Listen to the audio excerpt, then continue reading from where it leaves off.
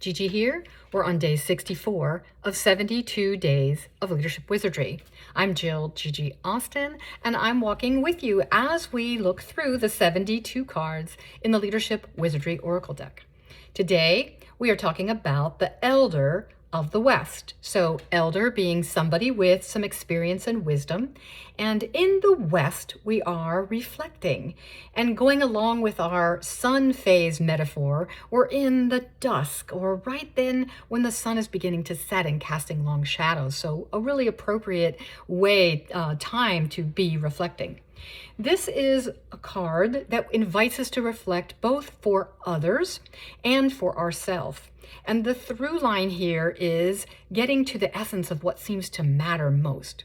So when I've had people in front of me, friends or folks that work for me, or where we were in fact doing something that required me reflecting for them, one of the things that happened is if I noticed that they seemed to say the same thing over and over again, or bring it up again within the same conversation or over the course of time, that was something I would reflect to them. And the way I would do it, I would say something like, let me just pause you there.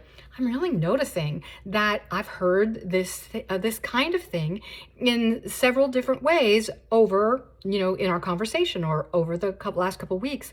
So this occurs to me that this must be really important to you. This must be something that really matters to you. And usually what that does is it helps people kind of pause and realize that it's something that does want to surface and be further reflected on.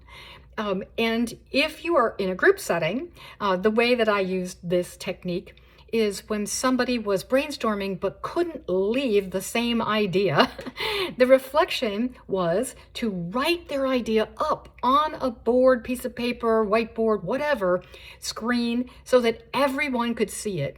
And then that person could see and truly understand that their comment had been heard.